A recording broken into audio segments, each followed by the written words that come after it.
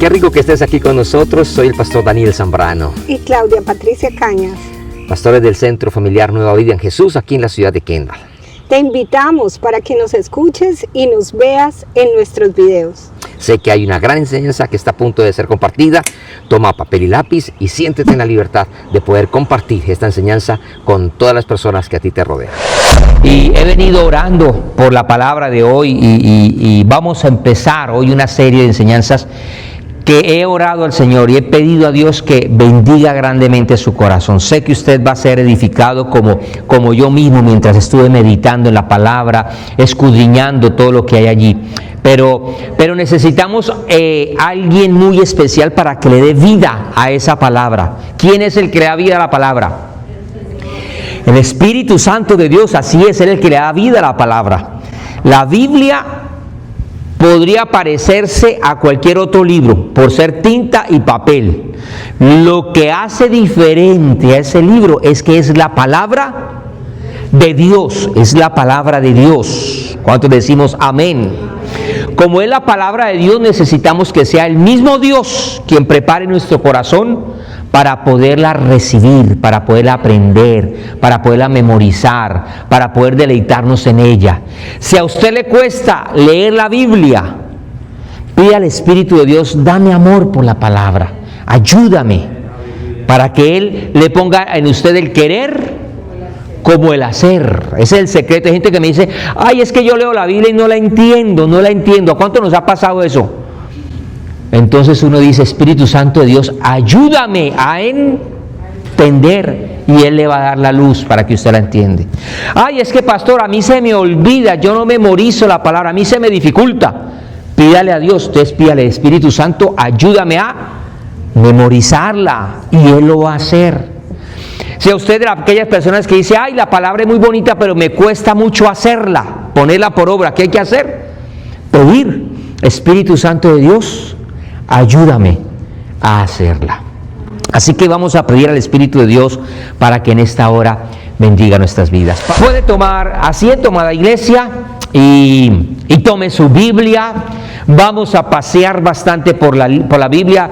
Voy a ser prudente con el tiempo de hoy. Yo sé que hay actividades, sé que sus familias, ustedes en su casa tal vez van a tener un tiempo especial en familia. Tantas cosas que ocurren, pero quiero tomar el tiempo necesario de avanzar. Muy bien, vamos a ir a la palabra del Señor. Y el tema que quiero empezar desde el día de hoy se llama caminar en fe. ¿Cómo se llama el tema que vamos a comenzar? Caminar en fe. Quiero decirle con todo el cariño, preste su atención, tome papel y lápiz, no se deje distraer. Sé que el Espíritu nos va a desafiar. Quiero decirle con todo cariño, con temor y temblor delante de Dios. He tenido temor de predicar esto, y cuando el Señor empezó a inquietarme hace semana y media, más o menos 2 semanas ya casi, de tocar este tema con la congregación, yo decía, pero ¿por qué? ¿Qué va a pasar? Sé que eso nos va a preparar para algo. Y a alguien le compartí y le decía, sé que viene algo difícil, viene algo fuerte, y Dios está preparando mi corazón para hablar a la iglesia. Y con los acontecimientos que están ocurriendo en los últimos días y las últimas semanas, yo creo que la iglesia de Cristo, la iglesia, la esposa del Cordero, necesita un mensaje. Y yo no me propuse sacar este mensaje por lo que ven las noticias o por lo que están escuchando mis oídos. Propuse buscar el rostro del Señor, y entre tanto que uno pudiera enseñar, decir, Señor, ¿cuál es la palabra? ¿Qué es lo que quiere que hablemos? Y el Señor me direccionaba hacia esto, y ahora entiendo el por qué nos está proyectando a lo que vamos a escuchar en el día de hoy. Vamos a ir a la carta del apóstol, no sabemos, a los hebreos.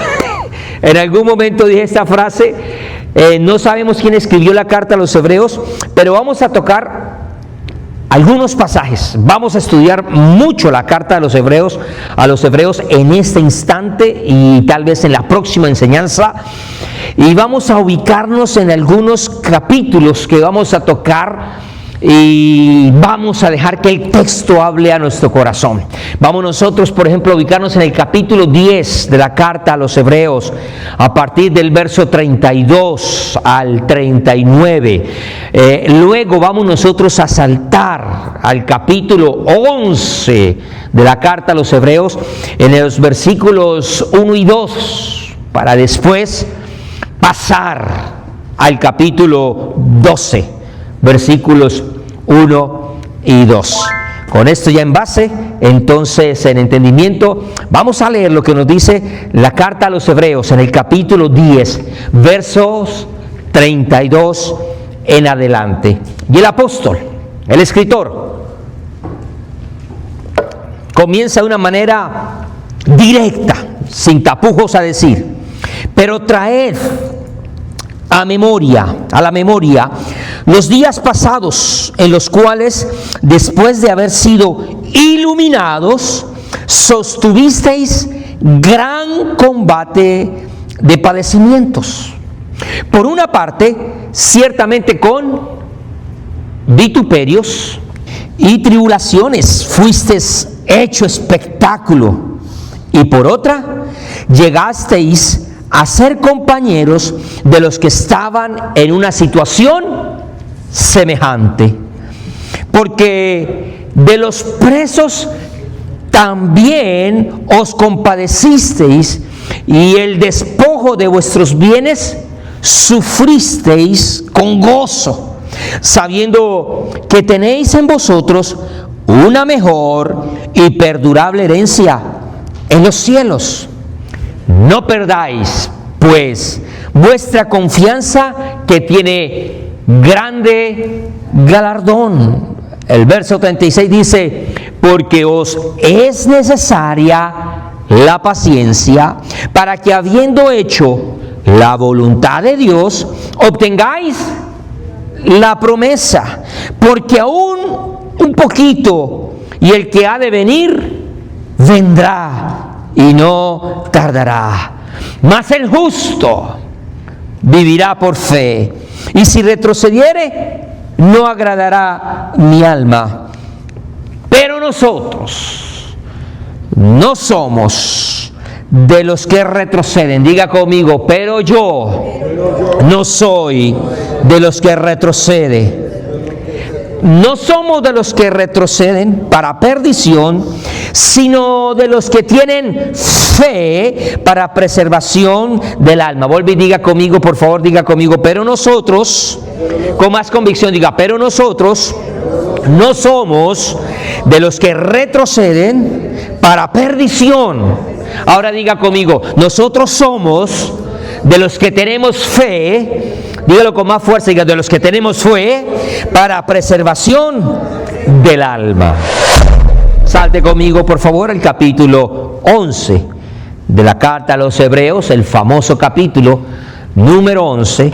A partir del verso 1 dice: es pues la fe, la certeza de lo que se espera, la convicción de lo que no se ve. Y entonces ahora en el verso 2 vamos a encontrar el contexto que le da base a ese texto. ¿Por qué? Porque por ella han alcanzado buen testimonio los antiguos.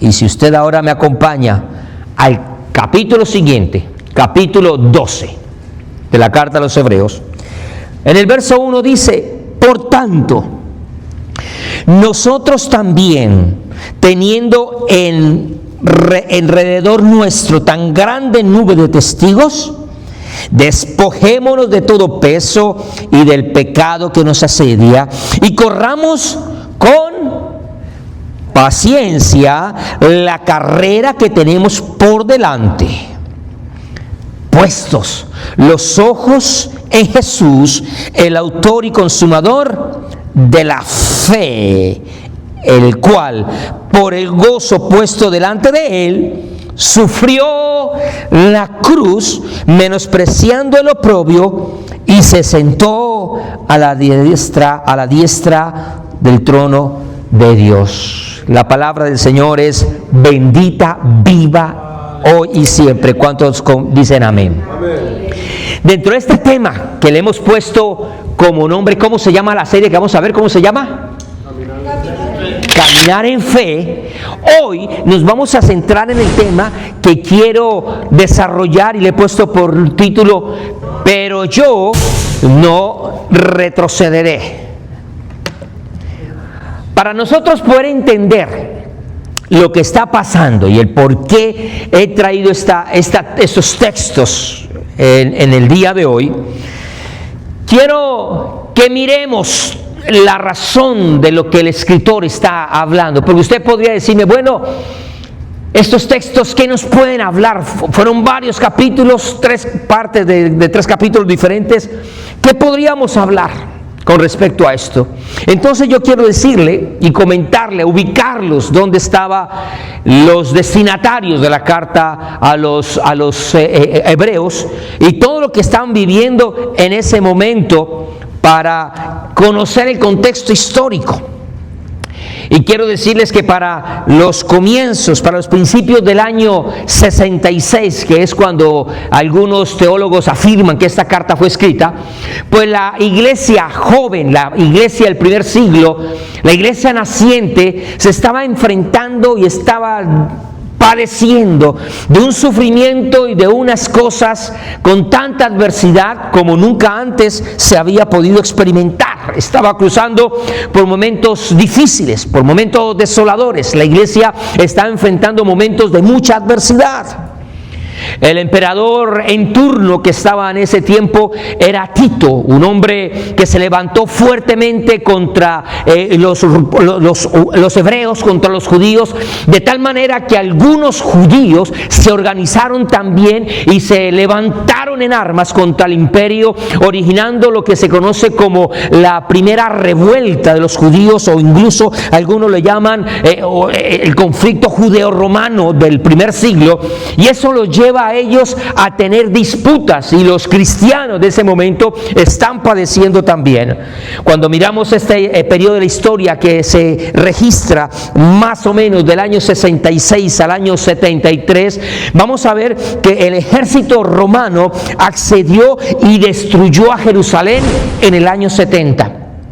Más adelante incendiaron y saquearon el templo de Jerusalén, y ya estamos hablando del año 73. Cuando miramos ese contexto, vemos cómo los romanos se levantan y demolieron muchas de las fortalezas y de muchas de las edificaciones que tenían los mismos judíos, y durante esos días hubo tantas redadas, hubo tantas masacres, que incluso en Masada, un lugar destinado allí, se levantó tanta muerte y tantas vidas ensangrentadas, que se afirma que había más de 100,000 judíos que murieron en esa región durante este tiempo de disturbios. ¿Y qué tiene que ver esto nuevamente con lo que nosotros leemos de la carta de los hebreos? Pues quiero decirle que es bajo este contexto histórico que nosotros estamos escuchando lo que nos va a ayudar a entender la razón y el propósito por qué el escritor escribe todo lo que escribe. Y nosotros miramos que esta guerra no se formó de la noche a la mañana. Eso no fue algo que se levantó de insofacto. Estamos viendo una guerra que realmente se empezó a gestar por 170 años, que empezó a maquinarse, empezó a haber un tira y afloje, empezó a haber unas discordias, empezó a haber impuestos, empezó a haber leyes, empezaron a haber normas, empezaron a hacer diferentes cosas, que eso poco a poco empezó a gestar en los judíos y en el pueblo que estaba esclavo una cantidad de desasosiego, de incertidumbre, de rabia, de cosas que se almacenan en el corazón y que empiezan a padecer. Pero en medio de ese contexto, el Señor viene, levanta una iglesia, y ahora un pueblo se está enfrentando a esa realidad. Y entonces, aunque tienen sangre judía, aunque tiene sangre hebrea, ahora comprende que también tiene la sangre de Cristo, y ellos están en una disyuntiva de cómo actuar, si ponerse el patriotismo del pueblo o poner el cristianismo y su fe en prueba frente a la situación que están viviendo. Cuando miro entonces este concepto y cuando miro todo este contexto, hay una disputa interna entre la iglesia que están haciendo por causa de lo que están viviendo, pero también dentro de lo que ellos habían afirmado en su fe por creer en Jesucristo. Y entonces vemos ahora que fue por causa de la fe que ellos mostraron en Jesús que ellos estaban siendo perseguidos. Diga conmigo, por causa de la fe, con más firmeza, diga, por causa de la fe, ellos estaban siendo perseguidos. De hecho, la magnitud de esa persecución, llega un momento donde un grupo de judíos se van a los judíos cristianos y los tratan de alentar, y los tratan de animar, y los tratan de agitar, y los tratan de confrontar para que ellos también dejaran su cristianismo y empuñaran las armas para levantarse en contra de ese imperio romano. Y de hecho algunos de los cristianos cedieron ante estas invitaciones. La iglesia durante esos tiempos del primer siglo está creciendo como nunca antes. La iglesia está alcanzando vidas. La iglesia está evangelizando. La iglesia está alcanzando vidas para poderlas llevar a los pies de Cristo.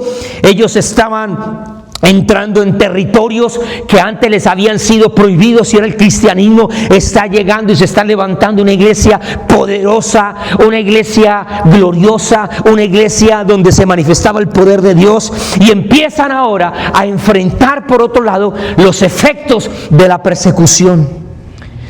De hecho, también la carta nos dice que estos creyentes del primer siglo entraron en una condición peligrosa. Y entonces encontramos, por ejemplo, que la carta nos registra que algunos de ellos, como dice la Escritura, en esa condición peligrosa, en Hebreos capítulo 10, verso 25 nos dice que algunos de ellos habían dejado de congregarse. Diga conmigo, no es bueno, más fuerte, diga, no es bueno dejar de congregarse.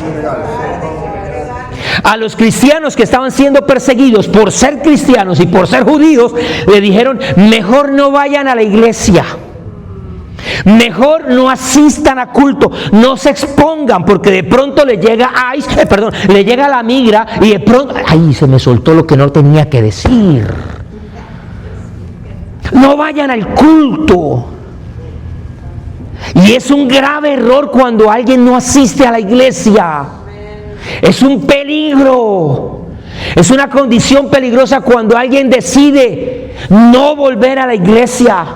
Cuando escucho tanta gente que dice, no, con esos pastores como son, con esos cristianos como son, mejor yo me congrego en mi casa.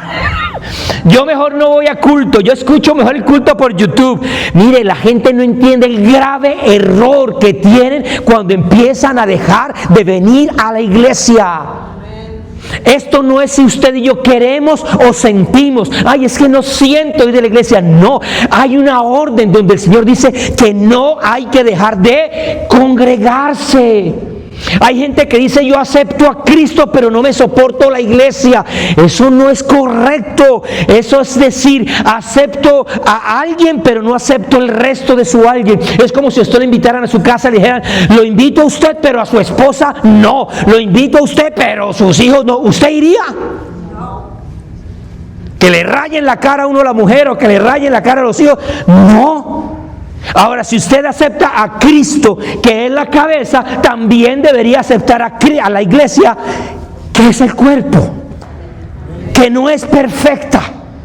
Pero aquí nos alimentamos, aquí oramos, aquí aprendemos. Yo no voy a la iglesia porque es que la iglesia está llena de hipócritas, dicen mucho. Todo mundo de una u otra manera cometemos faltas, actuamos de una u otra manera, todo mundo dentro de la iglesia y fuera de la iglesia, pero es mejor ser un hipócrita en la iglesia que ser un hipócrita fuera de la iglesia, donde no va a tener la oportunidad de escuchar una palabra que lo pueda redarguir, que lo pueda enseñar, que lo pueda instruir, donde está la presencia del Espíritu de Dios para que lo convenza de pecado y justicia, y deje de ser un hipócrita para que sea un creyente y un cristiano verdadero. Amén. Un grave error dejar de congregarse. Un grave error cambiar el día de congregación por estar trabajando. Qué Qué grave error es de encerrarse uno en cuatro paredes y decir, yo me congrego aquí con la radio, yo me congrego aquí con el televisor. No. Hasta hace 8 días que estábamos supuestamente de descanso, nuestro corazón ardía y decía, tenemos que ir a encontrar, a alabar, a adorar y a bendecir con nuestros hermanos en la fe. Y necesitábamos una palabra y tenemos que buscar el rostro del Señor. Segundo peligro, cuando usted lee la carta a los Hebreos en el capítulo 10 y el verso 26, dice que los creyentes estaban tomando livianamente el pecado.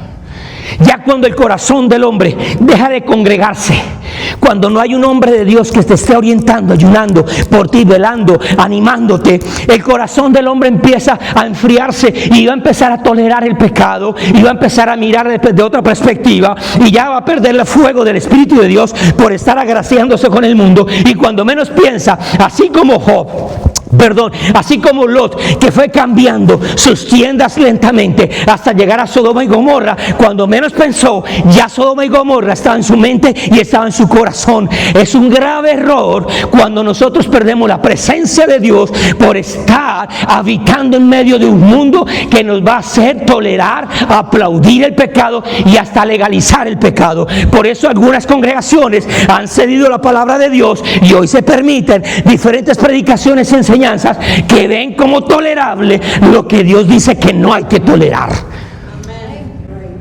Y cuando se habla de pecado, ya muchas iglesias lo miran a uno de lado, ya como que lo cierran. No, el mensaje del pecado tiene que volver a los altares en estos tiempos, porque estamos llamando a lo bueno malo y a lo malo lo estamos llamando bueno. Pero otra condición peligrosa la encontramos en Hebreos capítulo 6. Y entonces dice que no solamente ellos ya habían dejado de congregarse, que no solamente ellos ya estaban aceptando y siendo condescendientes con el pecado, sino que ahora ellos estaban en el peligro de apostatar de la fe. Esa palabra significa, estaban dispuestos ya a darle la espalda a lo que es la fe y entonces caminar en pos de algo diferente a la fe. Y ese es un grave error. Y estos 3 que nombré por ahora no son sino eslabones de una cadena, o podríamos llamarlo escalones de una escalera, peldaños de una escalera que no va hacia arriba, va hacia abajo. Diga conmigo, va hacia abajo. Gradualmente, pero va hacia abajo. Tal vez usted no se da cuenta, pero no hay tanto esfuerzo en bajar un escalón. Ay, pero cuando usted ya ha bajado 500 escalones, cuando mira hacia arriba, usted tal vez no notó la diferencia. Pero ¿qué distancia tiene usted de donde usted se apartó? Y así pasa en la vida del cristiano, así pasa en la vida del creyente. Así que cuando usted mira la carta a los Hebreos, está viendo usted un grupo de creyentes que por un lado se están extendiendo, por un lado están evangelizando, por un lado estaban corriendo de aquí para allá, llenos de temor, llenos de miedo, pero con el corazón ardiendo. Sin embargo, también vemos una serie de creyentes que están creyendo, están impactando, la iglesia está creciendo, la palabra está siendo predicada, milagros están ocurriendo, sanidades están apareciendo, liberaciones se están manifestando en esa iglesia del primer siglo. Vemos una iglesia que está trayendo gente en conversiones y en bautismos. La iglesia cristiana está creciendo como nunca antes en la historia había creído, y eso que estaban en tiempo de persecución y de muerte. Sin embargo, muchos de los creyentes empezaron a recibir la presión. Diga conmigo, la presión. Empezaron estos creyentes a estar enfrentando esa presión al punto de que llega un momento en ellos donde ellos empiezan a dudar de lo que habían creído y de lo que habían vivido.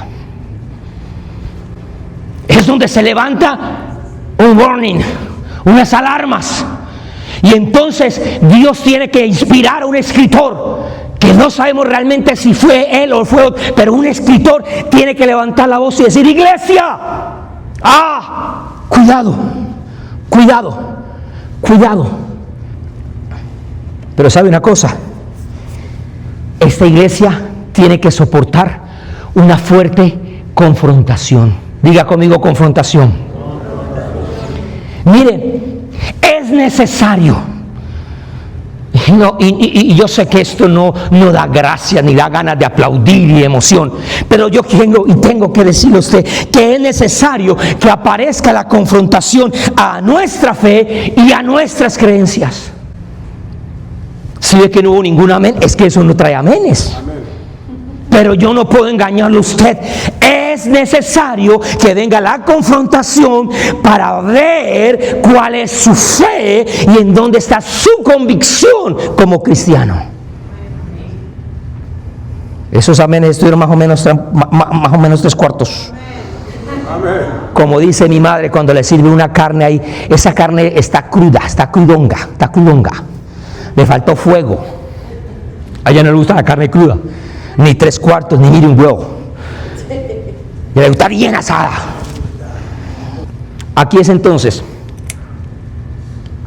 donde el escritor de la carta a los Hebreos, de una manera magistral, nos va a registrar en el capítulo 13 de la carta a los Hebreos, en el verso 22, y resume la causa por la cual él ha escrito lo que ha escrito. Y entonces dice de una manera magistral: os ruego, hermanos. Mire la intención del escritor. Él no está dando una invitación, él no está dando una sugerencia, él no tiene buzón de sugerencias, no. Él sencillamente está desgarrando su alma y está diciendo: yo les estoy rogando, les ruego, les imploro, les implico, os ruego, hermanos, que soportéis la palabra de exhortación, pues he escrito brevemente. Ay, Dios, eso a mí me llama la atención. ¿Cómo así que le ha escrito brevemente? La carta a los Hebreos, en el Nuevo Testamento, si usted lo mira en la Reina Valera versión 60, tiene 13 capítulos, tiene 303 versículos. Reina Valera 60 tiene 6.913 palabras en el español. Yo no sé si a usted se le dificulta escribir una carta. No sé si a usted se le dificultó escribir un mensaje hoy de felicitación a los padres. Y tal vez a usted le salieron 4 o 5 palabras, y eso para decir feliz día del padre. Ahora este hombre con una humildad dice: les he escrito 6.900 palabras. Eso es breve. Y sabe, en el griego, en el original, tiene 4.953 palabras. Y él con humildad dice: les he escrito brevemente. ¡Qué humildad! Pero hay 2 palabras que hay que rescatar de este texto. La primera de ellas es soportar. Diga conmigo, soportar. Y la segunda de ellas es exhortación. La pregunta entonces que tenemos que hacernos nosotros es: ¿por qué? ¿Por qué nosotros debemos de soportar la exhortación? Pregúntele a su hermano que está a su lado: ¿por qué? ¿Pero por qué? ¿Por qué? Porque es que hoy en día lo que nos enseñan es que usted fue llamado para vivir una vida de bendición y de victoria, aleluya, de ser muy próspero, de vivir en abundancia, en plenitud. ¿Pero por qué? Es la pregunta que tenemos que hacernos nosotros ante esas 6.900 palabras en español que escribe brevemente el autor a los Hebreos. Y para ello entonces tenemos que encontrar que era precisamente por causa de lo que ellos estaban enfrentando. Porque lo que ellos estaban enfrentando ciertamente era algo peligroso, pero no solamente era esto algo peligroso, sino que lo que ellos estaban haciendo y estaban permitiendo era algo más peligroso, y los está enfrentando y los está exponiendo a una postura mucho más peligrosa que la misma persecución que ellos están viviendo. La palabra soportar, que está ahí en el griego, es la palabra anekomai. Y anekomai se puede traducir como soportar, como tolerar, como aguantar, como mantenerse firme. Pero esta palabra anakomai viene de dos raíces, de dos palabras griegas, ana y eco. Ana significa de arriba y eco, de anekomai, significa aguantar. Lo que quiere decir el autor con esta palabra le está diciendo: mire, es necesario que ustedes aguanten, es necesario que ustedes soporten, es necesario que ustedes, como decimos en Colombia, muestren de qué está hecho. No sé cómo le llaman los cubanos, no sé cómo le llaman en Puerto Rico, no sé cómo le dicen en su país, pero cuando alguien le dice: bueno, muéstrale usted qué perrenque tiene, dicen los otros allá, qué perrenque.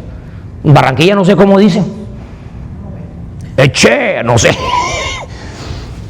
Pero el autor le está diciendo: mire, es necesario, soporte, aguante, pero no lo puede hacer usted solo. Necesita que su ayuda venga de arriba, necesita que usted se afirme de algo grande, de algo poderoso, de algo fuerte, porque usted y yo con nuestra propia fuerza no podemos. Ahora, esa palabra está acompañada de la segunda, la palabra exhortación, que esa casi no nos gusta.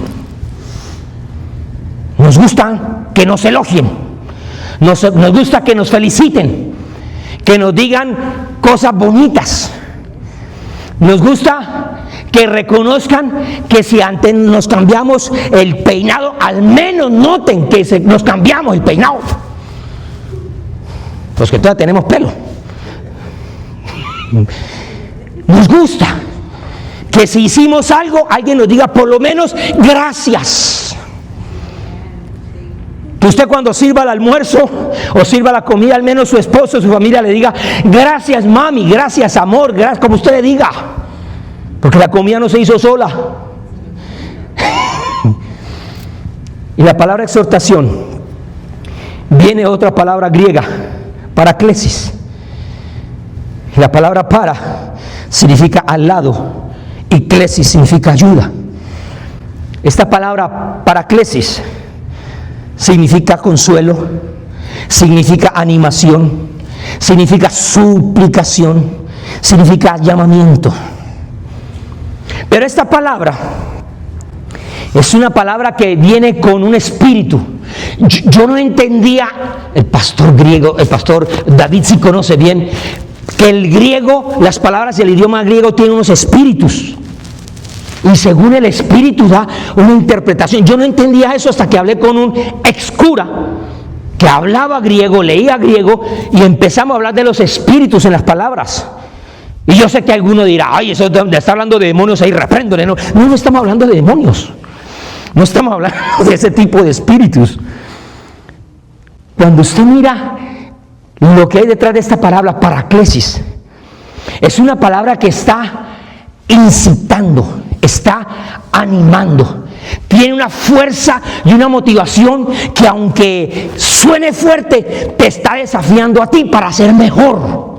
Yo no sé si usted conoce, ayer veía un video de básquetbol, de animación, y veía cómo aquí en Estados Unidos preparan muchachos para la NBA, y vi cómo algunos de esos profesores los tratan mal, les dicen palabras fuertes: tú no sirves, si viniste aquí estás perdiendo el tiempo, tú no puedes, vamos, anima, tú puedes hacerlo, ve a otra cancha más, vamos, ya te cansaste. Y alguno le refutó y le dijo: ahora son 100 flexiones de pecho. No, pero profe, yo no tuve la culpa. Me refutó, son 500 ahora, y todo el equipo, y fuerte. Cualquiera diría: ese entrenador es inhumano. Ay, pero la calidad de muchachos que salen de allí los hace marcar una diferencia. Eso es lo que está diciendo el autor a los hebreos. Va a decir palabras fuertes en sus líneas, va a decir cosas que van a confrontar, van a poner el dedo en la llaga de los hebreos cristianos que están sufriendo persecución en ese tiempo, pero todo con una intención: no avergonzarlos, no dejarlos caídos, no hablar mal de ellos, no juzgar, como dicen algunos: ay, no juzgue para que no sea juzgado. No, está diciendo: ustedes van a tener la oportunidad de pasar, de vivir una dimensión nueva y diferente, porque hay algo especial que fue dado por el mismo Dios para la iglesia. El escritor lo que les está diciendo es: yo les estoy escribiendo a ustedes porque yo sé que ustedes están bajo presión. Y esa presión no es cualquier presión, es una presión brutal. Es más, es una persecución mortal, porque los pueden llevar a ustedes a la muerte. En medio de esas palabras, le están diciendo: yo sé que ustedes están viviendo una persecución violenta, pero lo que yo les voy a escribir no viene de mí, viene de arriba. Y si ustedes se aferran a lo que viene de arriba, entonces ustedes podrán aguantar y podrán soportar todo lo que yo les estoy escribiendo. Quiero decirle con todo el cariño: sé que vienen momentos complicados para nuestras vidas. Ese amén estuvo muy tímido. Dígale a la persona que está a su lado: van a venir días difíciles para nuestros días.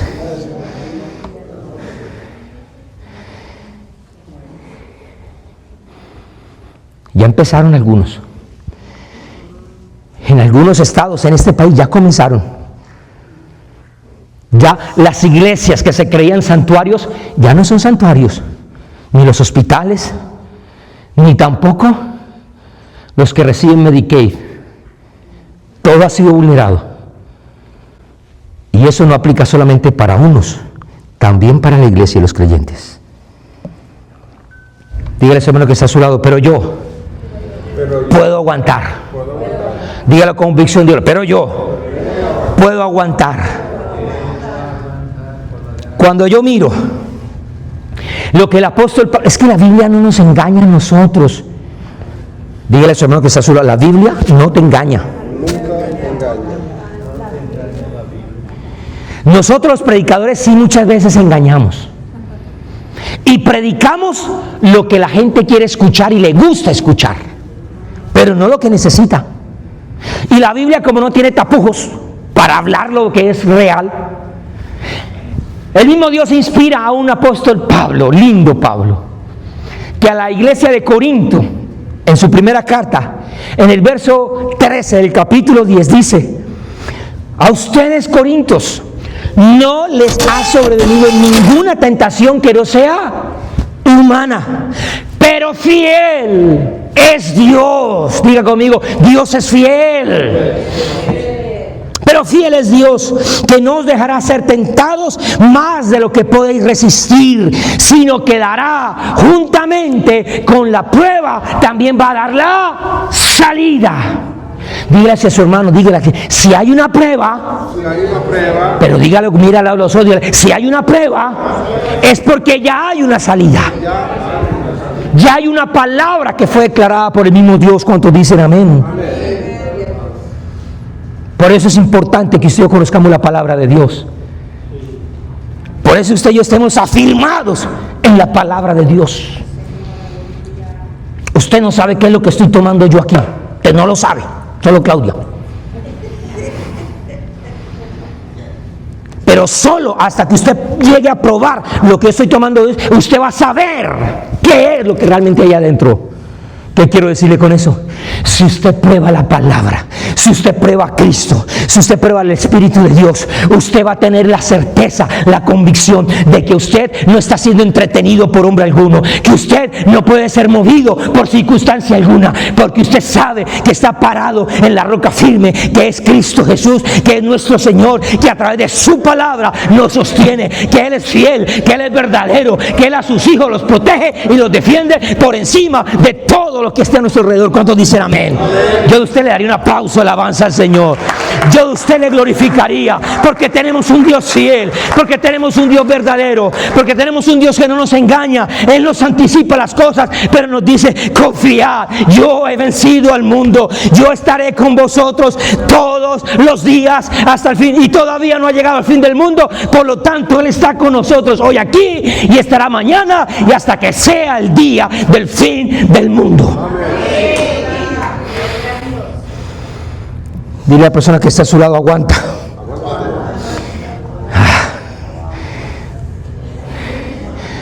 ¿Cómo dicen los boricuas, los de Puerto Rico? ¿Cómo le dicen? Aguanta. ¿No tiene una expresión ahí? No sé en inglés cómo sería. Mire, quiero terminar por ahora. El autor lo que está haciendo es querer llamar la atención de los lectores, primeramente los destinatarios. Pero si usted es un lector, se constituye también parte del plan de Dios. ¿Cuántos dicen amén? Amén. Y entonces les va a decir cuál es la razón por la cual Él está escribiendo lo que está escribiendo. Y les va a mostrar también cuáles serán las consecuencias devastadoras que se van a vivir, que ellos van a vivir, si ellos no prestan atención a lo que Él está escribiendo. Y por eso es que Él no nos deja de sorprender con sus escritos. En Hebreos capítulo 2 vamos a encontrar en esta carta una de las declaraciones más contundentes en todo el Nuevo Testamento que hace el mismo Dios para la iglesia. No estoy diciendo que en todo el Nuevo Testamento no haya expresiones contundentes, sí las hay, pero las que está mostrando el escritor a los hebreos ponen un dedo que nos va a nosotros a señalar y nos va a cuestionar con respecto a nuestra fe. En Hebreos capítulo 2, verso 1 dice: por tanto, es necesario, ¿es qué? Necesario que con más diligencia, diga conmigo diligencia, con más diligencia atendamos a las cosas que hemos oído, no sea que nos deslicemos.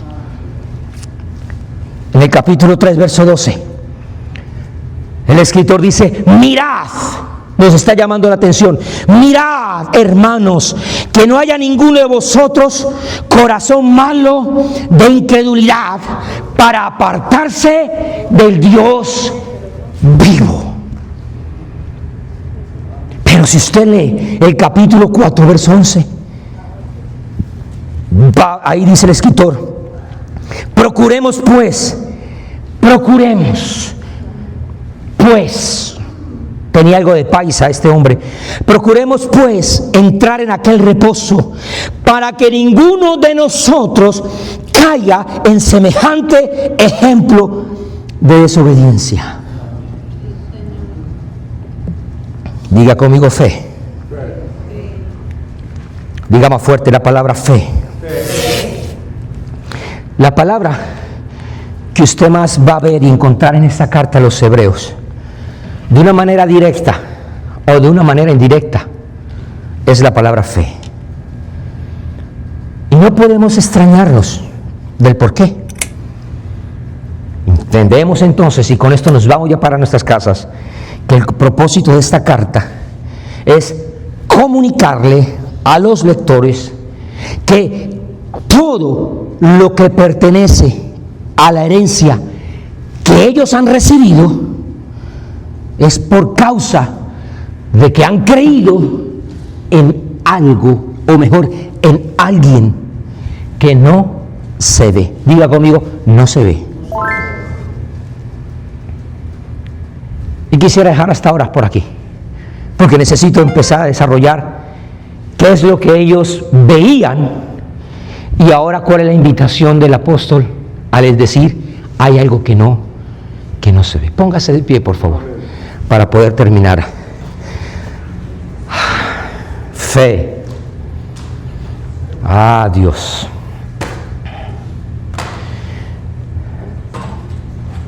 Mientras usted se despereza un poquito y se estira, mire a su vecino y dígale, cuando enciendas el televisor, diga, no te sorprendas. No te sorprendas. ¿Cuántos nos sorprendemos cuando encendemos las noticias o nos llegan a nosotros el Face o el Instagram? ¿Cuántos nos sorprendemos? Levanten la mano. Yo no. Mano, Humberto está en otro nivel. La gente empezó, ¡ah! Israel atacó a Irán. Y después dijeron, Irán atacó a Israel. ¿Y qué esperaban? ¿Que Irán se quedara solo, quieto?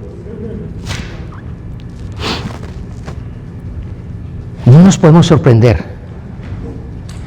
ni con lo que hemos visto en el pasado, ni con lo que estamos viendo hoy, ni con lo que vamos a ver el día de mañana. Yo quisiera ser de esos predicadores que los invitan porque predican cosas bonitas. Y la gente dice, ay, eso me gustó, traigámoslo para mi iglesia. Ay, invítenme porque, ay. Pero yo prefiero, como hemos propuesto con Claudita, no ser invitados a iglesias, pero sí ser invitados al reino de los cielos. Hablaba con alguien esta semana y me decía, los pastores tienen el privilegio de guardar el rebaño. Y yo decía dentro de mí, ay, no es fácil.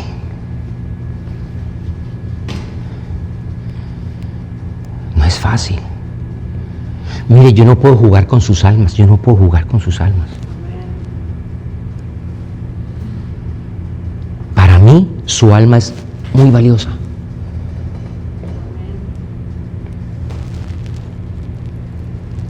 Pero tengo que predicar lo que Dios dice. Cierre sus ojos por un momento, por favor, y vamos a orar. Y piense un momento en lo que está viviendo el pueblo de Israel, por favor, en este momento. Israel, en este momento, no puede comer un almuerzo tranquilo. No se pueden sentar tranquilos a la mesa, porque en cualquier momento suenan las alarmas. No pueden dormir tranquilos. Pero eso mismo lo están viviendo también los iraníes.